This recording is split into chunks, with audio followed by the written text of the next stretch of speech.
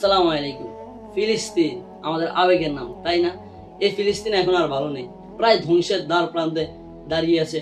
আমাদের হৃদয়ের অন্তঃস্থলের ভালোবাসার জায়গা ফিলিস্তিন, গাজা, তারা শেষ পর্যায়ে চলে গিয়েছে, নাই বললেই চলে।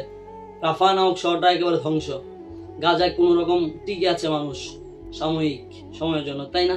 তবে হ্যাঁ, এই নিয়েও বিতর্কের শেষ নেই। সোশ্যাল মিডিয়াতে কঠিন লেভেলের বিতর্ক চলতেছে আমাদের সবার জনপ্রিয় ব্যক্তি জামশেদ মজুমদার ভাইয়ের সাথে। তিনি তার একটা ফেসবুক স্ট্যাটাসে লিখেছিলেন যে আপনি নামাজ না পড়ে আপনি জিহাদ করবেন কিভাবে। সারমর্মটাই বলছি, শুধু একটা লাইনে, যে আপনি নামাজ পড়েন না, আপনি জিহাদ করবেন কিভাবে। শুধু এটা বোঝাতে গিয়ে তিনি যে লেভেলের বিতর্কিত হয়েছে, আমার জানা নাই বাংলাদেশের আর কোনো জনপ্রিয় ব্যক্তি এভাবে বিতর্কিত হয় কিনা। এবার মূল পয়েন্টে আসি। যারা বিতর্কিত করতেছে তারাই সবাই জনপ্রিয় কন্টেন্ট ক্রিয়েটর। প্রত্যেকটা ব্যক্তি ভিডিও করে, শিয়াব অন, তারপর হচ্ছে রাতুল, রিফাত, এসব যত কন্টেন্ট ক্রিয়েটর আছে, হাসান মাহমুদ সম্ভবত, এরা হচ্ছে যে জামশেদ মজুমদার ভাইয়ের বিরোধিতা করতেছে। কি জন্য করতেছে? যে তিনি নাকি ইসরায়েলের পক্ষে, ফিলিস্তিনের বিপক্ষে, নাউজুবিল্লাহ। যদিও জামশেদ মজুমদার ভাই এর আগে একটা বিতর্কিত হয়েছিল, সেটা হচ্ছে হামাসের নিয়ে বক্তব্য দেওয়া। তো মেইন টপিকটা বলি, যে কি জন্য জামশেদ মজুমদার বলেছিলেন যে সালাত না আদায় করে, নামাজ না পড়ে আপনি জিহাদ করতে পারবেন না। আল্লাহ রাসূল সাল্লাল্লাহু আলাইহি ওয়াসাল্লাম হাদিসে স্পষ্টভাবে বলে দিয়েছে যে কাফের মুশরিকদের মধ্যে পার্থক্য হলো সালাত।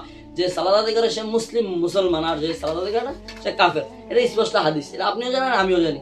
এখন কথা হচ্ছে যে সালাত আদায় না করলে আপনি মুসলিম থাকবেন না।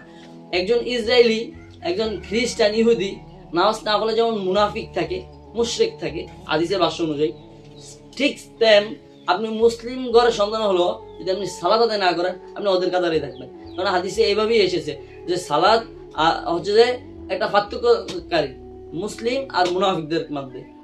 ঠিক আছে, তো হচ্ছে যে আপনি সালাত আদায় করেন না, আপনি ফিলিস্তিনের জন্য স্ট্যাটাস দিবেন, এটা মানায়? আমি আপনাকে আরেকটা কথা বলি, এই জেনারেশন সিনেমা হলে হচ্ছে বরবাদ আর জঙ্গলি দেখে কান্না করে এসে ফেসবুকে ফিলিস্তিনি স্ট্যাটাস দেয়। এই স্ট্যাটাস কখন কাজে আসবে?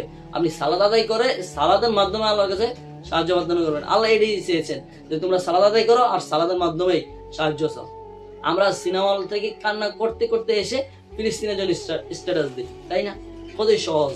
হ্যাঁ, সর্বোপরি কথা হচ্ছে যে সালাত আদায় করুন, সালাত আদায় করে হচ্ছে ফিলিস্তিনের জন্য দোয়া করুন। এই মায়া কান্না করে কোনো কাজ হবে না। হ্যাঁ, অবশ্যই আপনি যুদ্ধে অ্যাটেন্ড হতে পারবেন যদি রাষ্ট্রীয়ভাবে আপনাকে যুদ্ধে যাওয়ার আহ্বান করে, তখন আপনি জিহাদ করতে পারবেন ইনশাআল্লাহ। আল্লাহ আমাদের সবাইকে সঠিকটা বোঝার ও মানত তৌফিক দান করুন। আল্লাহ আমাদের সবাইকে সহি বুঝ দান করুন। ওয়া মা তৌফিকা ইল্লা বিল্লাহ।